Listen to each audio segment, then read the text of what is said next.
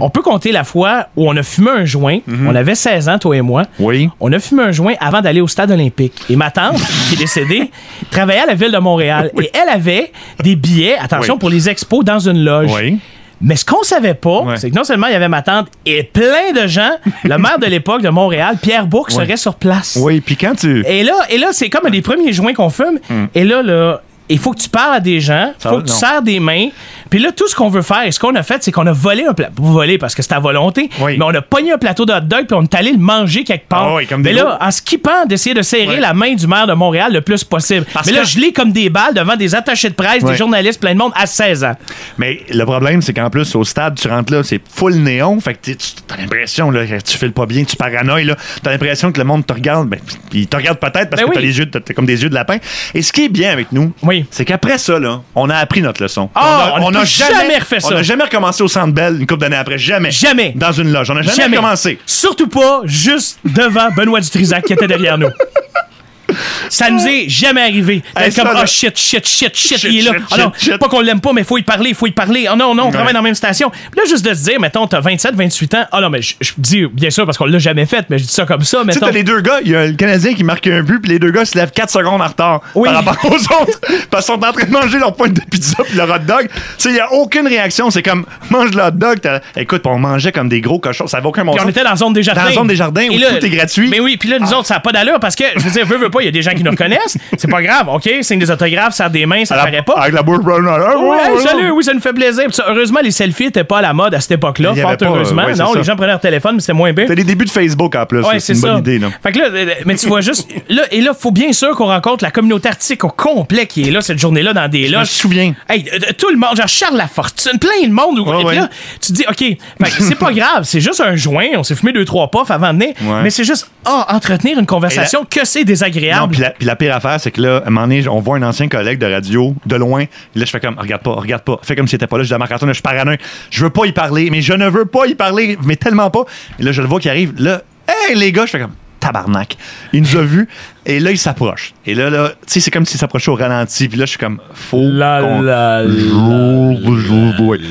faut avoir l'air. Faut avoir l'air normaux. Paul is dead. Faut avoir l'air normaux. Oui. Et là, il commence à nous jaser, tout ça. Il nous dit quelque chose. Il nous lance une phrase. Il n'y en a aucun de nous deux qui répond à sa question. On n'a aucune réaction, tu sais. Non, puis il dit, les gars, seriez-vous gelés par hasard? Non, mais c'est parce que c'est tout le temps ça. Veux pas. Il y a des gens qui savent que peu importe dans quel domaine vous travaillez, mais tu sais, je veux dire, des fois, en tant qu'animateur ou en tant que communicateur, tu peux être sur un pilote automatique. Tu sais, je veux dire, quelqu'un peut te répondre. Mais quand tu fumes un joint, en tout cas, moi, ça m'a fait ça. Parce que, ça me fait paranoïer maintenant, je vais le dire. Je suis rendu plate, je fume plus. Fait que, OK, et là, mais c'est juste excuse-moi, moi non plus. Oui. Jamais. Jamais. Toi, tu fumes jamais. Et bref, tout ça pour dire que attends, fais donc rentrer Sophie Grégoire. Il y a un malaise, puis elle aime ça, je pense. Ben, en tout cas, son mari aime ça. With all the love that I feel when you smile back at me. When you smile.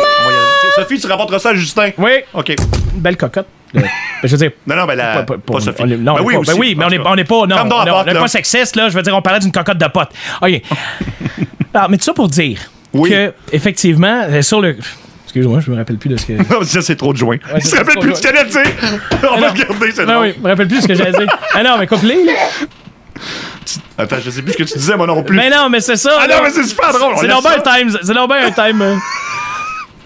Okay. Non, mais c'est parce que ça s'en allait quelque part, là. Chris, t'as fait rentrer ce Alors voilà, les jeunes, vous écoutez ça. Vous écoutez ça, les jeunes. Voilà pourquoi vous ne devez jamais fumer. Fait que bref, quand t'es un communicateur, tu rembarques sur le pilote automatique. Fait que n'importe quelle question que quelqu'un te pose, t'as une cassette de prêt pis t'as quelque chose de prêt. Fait que probablement que ce qu'on a fait, c'est alors là, vos projets, vous autres, comment ça avance? Mais ce que le gars, il venait de demander, c'était pas ça pantoute. On répondait, dans le fond, la mauvaise réponse. Là. C'est ça que tu veux dire? C'est exactement ça. Je sais qu'il y a eu un délai de 3 secondes avant qu'on réponde encore une fois. Puis au moins. Est-ce qu'on le nomme? C'était qui, donc, déjà, le collègue? Est-ce que. Je pense que je m'en souviens, mais je suis pas certain parce que je suis pas sûr. C'était ça un collègue de C'est quoi, d'énergie? C'est pas quelqu'un de très connu. Alors, je m'en souviens pas vraiment. Puis Marc-Antoine est comme je m'en souviens pas parce que, tu sais, pour des raisons évidentes, je ne m'en souviens pas. OK.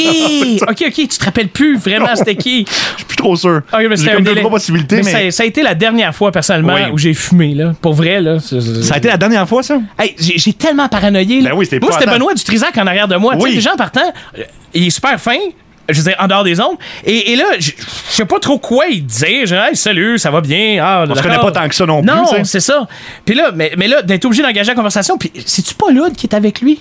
Je pense que c'est Benoît et pas Loud. Je sais pas, c'était des gens big. Tu sais, tu veux pas avoir la tout croche devant ces gens-là. Puis là, nous autres, on est les deux clowns de c'est quoi. Puis là, eux autres, c'est les sérieux de 98.5 en arrière de nous. Puis là, on se dit, mais là, que faire? Que faire à part manger des smoke meat, des doubles pointes de pizza? Hey, sérieusement, là, on a vidé le Centre Bell dans la zone des jardins. C'est gratuit, tu sais. Le pire, c'est que la troisième période est finie, puis ça se vide, évidemment. Oui. Puis nous, on continue à manger, on a encore du stock en dessous de nos bancs. Oui. Alors voilà. Alors, c'était c'était épouvantable. Mais il est arrivé quelque chose, tu me fais penser, je vais compter le potin. Oui. C'est un potin. Je n'aimerais pas à qui c'est arrivé. OK.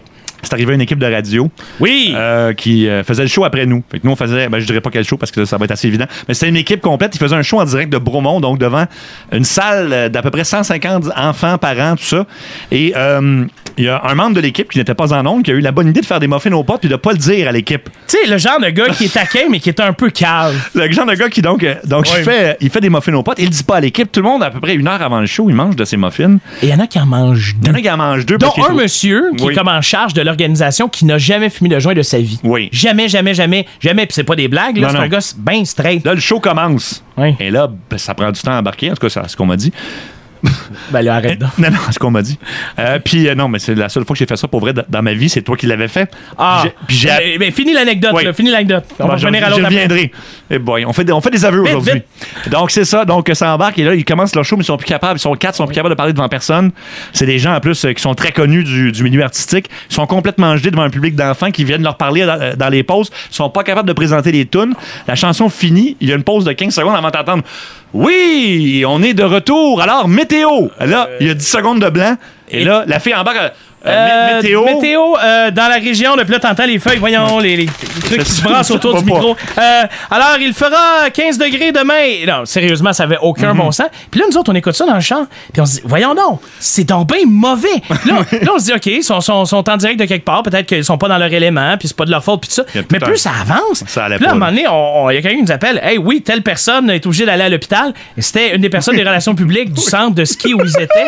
Parce que cette personne-là ne savait pas, pensait qu'elle avait une intoxication alimentaire. À un moment donné, ça commence à tourner. Elle commence à tout voir au ralenti. Un effet majeur de cannabis, mettons, ingéré comme ça, tu le sais pas.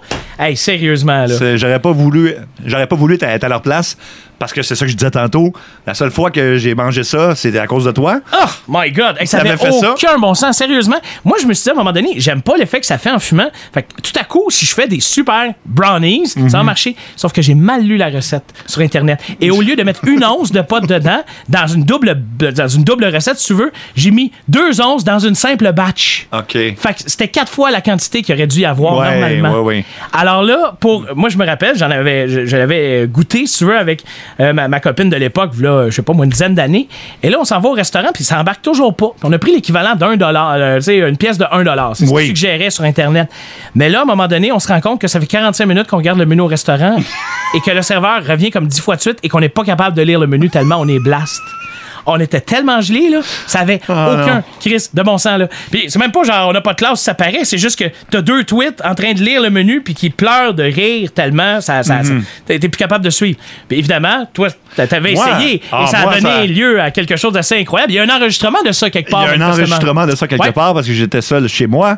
Comme ça, dans mon condo. Et là, Marc-Antoine avait spécifié de ne pas rendre comme l'équivalent de $1. Mais moi, je te l'ai donné au complet, hein, suite à ça. Je te l'ai donné au complet. Ouais, fait que j'en avais beaucoup. Fait que c'est ça. Fait que j'ai ça.